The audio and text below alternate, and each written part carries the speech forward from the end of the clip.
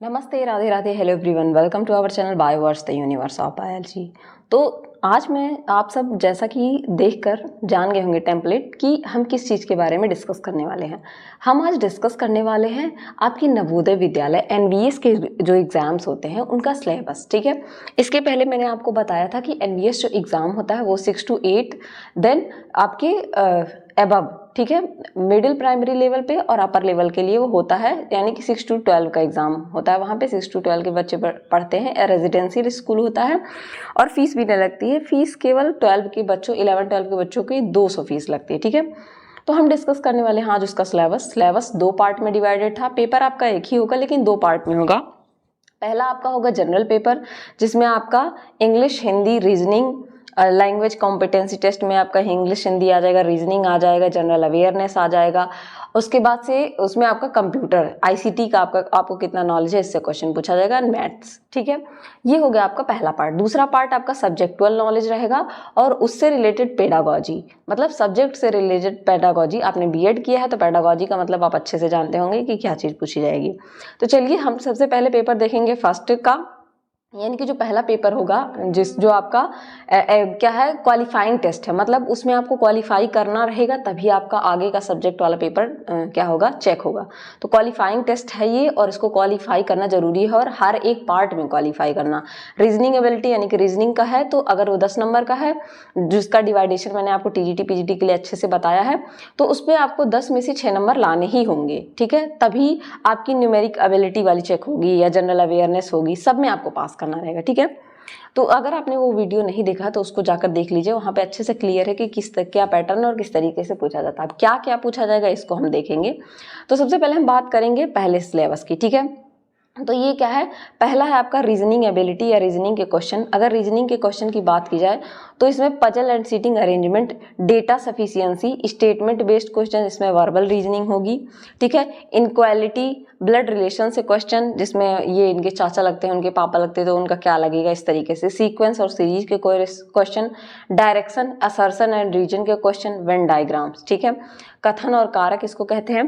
Then numeric ability से number system, simple interest, compound interest, simplification, approximation, time and work, average and data interpretation. ठीक है, ये आपका हो गया न्यूमेरिक एबिलिटी। जनरल अवेयरनेस में करंट अफेयर से पूछेगा with emphasize in the field of education, जो आपके एजुकेशन के फील्ड से ज्यादा रिलेटेड होंगी। ठीक है, लैंग्वेज कॉम्पिटेंसी टेस्ट होगा। लैंग्वेज कॉम्पिटेंसी टेस्ट जो है आपका वो जनरल हिंदी और इंग्लिश का होगा। ठीक है, लैंग्वेज कॉम्पिटेंसी टेस्ट आपका जब टीजीटी के लिए आप देंगे तो एक आपका वहां पे रीजनल लैंग्वेज है, 19 रीजनल लैंग्वेज है, उनमें से किसी एक में आप दे सकते हैं। ठीक है, तो लैंग्वेज में आपका जनरल इंग्लिश आएगा, जिसमें रीडिंग कॉम्प्रीहेंशन मतलब एक पैराग्राफ दिया जाएगा आपको, उसमें क्वेश्चंस दिए जाएंगे, उससे आपको करना रहेगा। ठीक है, क्लोज टेस्ट पूछे जाएंगे, sentence improvement, spotting errors, sentence rearrangement, synonym antonyms, मतलब वोकैबुलरी से क्वेश्चंस यहाँ से पूछेंगे।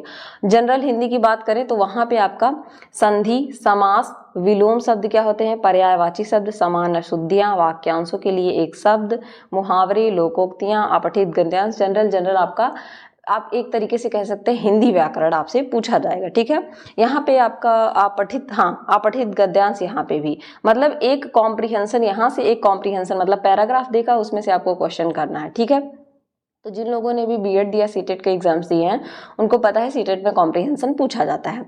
लैंग्वेज कॉम्पिटेंसी टेस्ट में आपका यहाँ पे दिया गया है कि क्वेश्चन में भी बेस्ड अपॉन द टॉपिक्स, संधि, समास ये हो सकते हैं। ठीक है, लोकोक्तियां आधारित प्रश्न, द कंसर्न रीजनल लैंग्वेज, आपकी रीजनल लैंग्वेज मतलब आपकी क्षेत्रीय भाषा क्या है, जैसे तेलुगु, मलयालम, मराठी, इसमें हो सकता है। ठीक है, अब यहाँ पे एक बात लिखी गई है कि जो स्टैंडर्ड होगा इसका लैंग्वेज प्रोफिशिएंसी टेस्ट का, मतलब हिंदी का, इंग्लिश का और रीजनल लैंग्वेज का, जो कि आपके टीजीटी के लिए एप्लीकेबल है, उसका जो बेसिक नेचर होगा क्लास 10th तक होगा। ठीक है, यहाँ पे इन्होंने बहुत क्लियर इंफॉर्मेशन दिया है।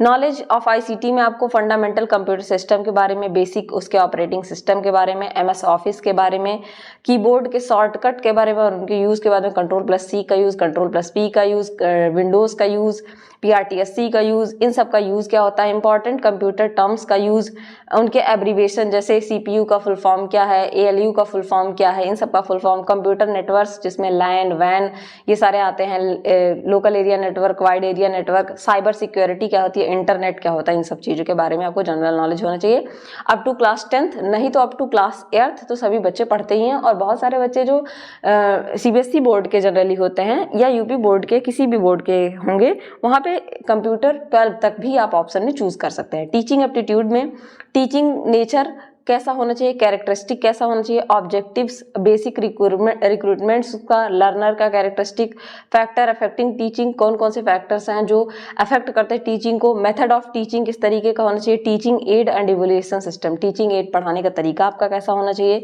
इवैल्यूएशन मतलब बच्चों को परखने जांचने का सिस्टम किस तरीके से होना चाहिए, जिसमें आप फॉर्मेटिव असेसमेंट, समेटिव असेसमेंट पढ़ते हैं, ठीक है।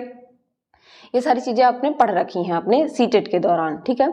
या टीचिंग ट्रेनिंग जो आपका शिक्षण प्रशिक्षण पढ़ करते हैं, आप बीएड करते हैं, उसमें पढ़ा होगा। अब एक बात यहाँ पे और लिखी गई है कि जो आपके डिफिकल्टी लेवल होंगे क्वेश्चन के, वो उस हिसाब से बढ़ेंगे। लाइक अगर आप 6 to 8 की दे रहे हैं, TGT दे रहे हैं, 9 to 12 की दे रहे हैं, 9 to 10th की दे रहे हैं, या 11 12 की दे रहे हैं, उस हिसाब से बढ़ता जाएगा। अगर 6 to 8 दे रहे हैं तो थोड़ा कम लेवल का डिफिकल्टी रहेगा, उससे ऊपर थोड़ा और हार्ड, और ऊपर और हार्ड, मतलब 11 12 तक का थोड़ा और हार्ड रहेगा, मतलब on the basis of your qualification question की जो वो बढ़ती जाएगी। अब हम सेकंड बात करने वाले हैं आपके TGT साइंस का सिलेबस, ठीक है। उसके बाद PGT साइंस के सिलेबस की बात करेंगे। तो TGT साइंस के सिलेबस की बात करें तो TGT में हम 10th लेवल तक तो सब कुछ ही पढ़ते हैं। आपका फिजिक्स, केमिस्ट्री, बायोलॉजी, मतलब तीनों से आपका क्वेश्चन आएगा। तो इस तरीके से डिवाइड करके दिया है आपका सिलेबस। देखा जाए तो इफेक्ट ऑफ करंट, यहाँ पे पहला ही सिलेबस दिया है कि इफेक्ट ऑफ करंट क्या होता है, ठीक है। इफेक्ट ऑफ करंट के बारे में इसमें potential difference, Ohm's law, series combination register, parallel combination, power dissipation, ये सारी चीज़ें, induced potential difference, induced current, direct current, alternating current, frequency of AC, advantage of electronic motor, यहाँ से क्वेश्चन। देन सेकंड आपका है लाइट से। पूरा क्या है यहाँ पे लाइट से दिया गया, आप इसका स्क्रीनशॉट ले लीजिए, वरना आप कहेंगे तो हमारे टेलीग्राम चैनल ज्वाइन कर लीजिए, वहाँ से हम इसका आपको शेयर कर देंगे। और थर्ड आपका सोर्स ऑफ एनर्जी क्या क्या होता है, फ्यूल्स, बायोगैस, विंड, वाटर, ये सारी चीज़ें। नेक्स्ट आपका है मोशन, फोर्स एंड न्यूटन के लॉ के बारे में पूरी चीज़ें आपको इसमें देखनी है, पूरा एक एक बात दिया हुआ है। नेक्स्ट है gravitation, work and energy power, ये आपका हो गया फिजिक्स का पार्ट, ठीक है। अब बात करते हैं यहाँ पे फ्लोटेशन क्या होता है, फ्लोटेशन के बारे में आपको बताना है। साउंड से रिलेटेड सारी चीज़ें आपको बतानी है, ठीक है। Matter, nature and behaviour, states of matter क्या होता है, मैटर के स्टेट के बारे में, एटम के स्ट्रक्चर के बारे में बताना है, पीरियोडिक क्लासिफिकेशन के बारे में बताना है, केमिकल सब्सटेंस के बारे में बताना है, केमिकल रिएक्शंस के बारे में, मेटल, नॉन मेटल क्या होते हैं, कार्बन कंपाउंड्स क्या होते हैं, ठीक है। कार्बन कंपाउंड्स में अल्कोहल, हाइड्रोकार्बन, इन सब के बारे में बताना है। कंजर्वेशन ऑफ नेचुरल रिसोर्सेज के बारे में बताना है, ये तो आपका दून में आ जाता है, ठीक है।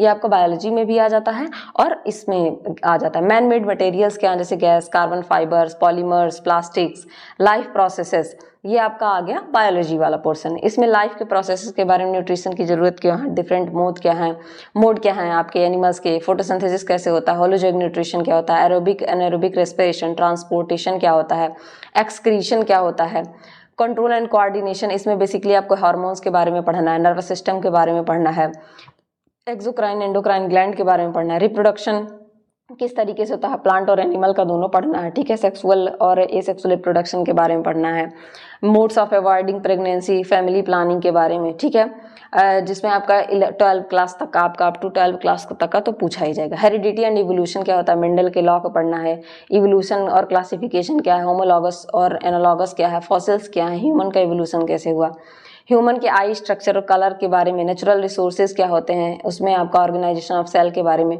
टिश्यू के बारे में आपको पढ़ना है, डाइवर्सिटी ऑफ लिविंग ऑर्गेनिज्म, जिसमें हायरार्की एंड क्लासिफिकेशन के बारे में, प्लांटी एनिमेलिया आपके आते हैं, 5 किंगडम, 2 किंगडम क्लासिफिकेशन, ये सब पढ़ना है। Why do we fall ill, हम कैसे बचें बीमारी से, मतलब आपको डिजीज से रिलेटेड सारी चीज़ें पढ़नी है। तो ये आपका क्या हो गया सिलेबस हो। नेचुरल रिसोर्सेज के बारे में पढ़ना, जिसमें अपने इन्वायरमेंट के बारे में, atmosphere, global warming, ozone depletion, soil pollution, biogeochemical cycles जिसमें nitrogen cycle, carbon cycle, oxygen cycle, water cycle के बारे में पढ़ना है, एयर पोल्यूशन, वाटर पोल्यूशन, इन सब के बारे में पढ़ना है। देन आपको इम्प्रूवमेंट इन फूड रिसोर्सेज जिसमें आप क्रॉप यानी कि फल या फसल को कैसे इंप्रूव करेंगे, animal husbandry, need of intercropping, cross breeding, ये सारी चीज़ें पढ़नी है। अब हम डिस्कस करने वाले हैं पीजीटी का सिलेबस। ठीक है, अगर हम पीजीटी के सिलेबस की बात करें तो ये आपके समझ लीजिए 11-12 की एनसीईआरटी को उठाकर दिया है इन्होंने। ठीक है, पहला ही चैप्टर है आपका डाइवर्सिटी ऑफ लिविंग वर्ल्ड। ठीक है, इसमें आपको taxonomy, systematic system, binomial classification, 5 kingdom, 2 kingdom, इन सब के बारे में पढ़ना है। उसके बाद से general description, monera, protozoa, fungi, algae, bryophyte, pteridophyte, gymnosperm, angiosperm के बारे में, botanical garden, herbaria, zoological parks, मतलब इन्होंने diversity of living world 11th का पहला ही चैप्टर उठा के एनसीईआरटी का रख दिया है। Structure organisation in plant and animals, ठीक है, मार्फोलॉजी, एनाटॉमी, हिस्टोलॉजी पढ़नी है, रूट की, स्टेम की, लीफ, इन्फ्लोरेसेंस की, टिश्यू पढ़ने हैं, मेरिस्टेमेटिक, परमानेंट। ठीक है, फिर उसी तरीके से structure and organisation of cell पढ़ना है, सेल डिवीजन, सेल साइकिल, इन सब के बारे में पढ़ना है। ठीक है, स्ट्रक्चर और फंक्शन पढ़ना है, मेटाबॉलिज्म, कार्बोहाइड्रेट का, प्रोटीन का, लिपिड का और न्यूक्लिक एसिड का, एंजाइमोलॉजी यानी कि पूरा एंजाइम के बारे में, उसका क्लासिफिकेशन, मैकेनिज्म, सिंगल और जितनी भी एंजाइम एक्टिविटीज़ हैं, माइकलिस मेंटन इक्वेशन, इन सब के बारे में पढ़ना है। प्लांट फिजियोलॉजी में आपको, ठीक है, वाटर रिलेशन, किस तरीके से प्रॉपर्टीज़ है वाटर की है, क्या है, इन सारी चीज़ों के बारे में पढ़ना है। ठीक है, मेटाबॉलिज्म के बारे में पढ़ना है जिसमें आप gluconeogenesis, glycogenesis, glycogenolysis, hormonal regulation में oxidation of food, lipid metabolism की बात करें तो photosynthesis, basic principle of light, excitation, energy transfer. ठीक है, प्लांट ग्रोथ रेगुलेटर्स के बारे में, ग्रोथ डिफरेंशिएशन, डी डिफरेंशिएशन और रीडिफरेंशिएशन क्या होता है, ये आपने डेवलपमेंट में पढ़ा होगा। Physiological effects and mechanism of action, flowering जिसमें फोटो पीरियोडिज्म और उसका सिग्निफिकेंस, एंडोजिनस क्लॉक रेगुलेशन, ये सब के बारे में।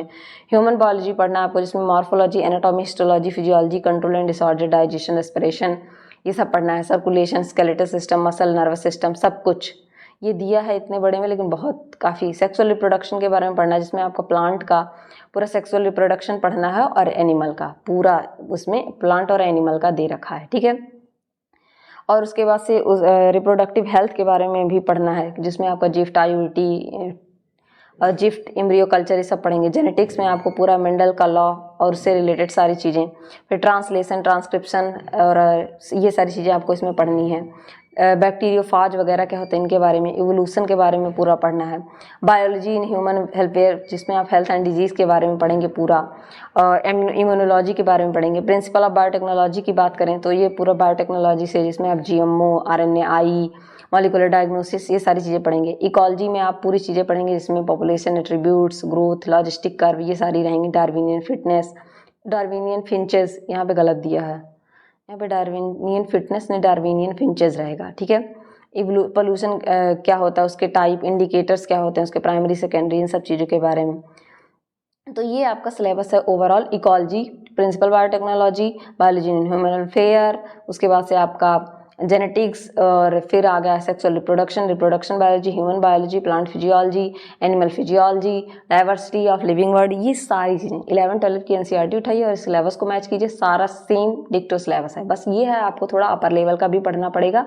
जैसे आपने ग्रेजुएशन, पोस्ट ग्रेजुएशन किया ही है, उसमें चीज़ें पढ़ी हैं, वही सारी चीज़ें इसमें रहती हैं। तो होप सारे लोगों को ये समझ में आ गया होगा। अगर कोई प्रॉब्लम होती है तो आप हमें टेलीग्राम पे या हमारे टेलीग्राम पे या इंस्टाग्राम आईडी पे डायरेक्ट मैसेज कर सकते हैं। इसका लिंक डिस्क्रिप्शन में दिया हुआ। Thank you everyone.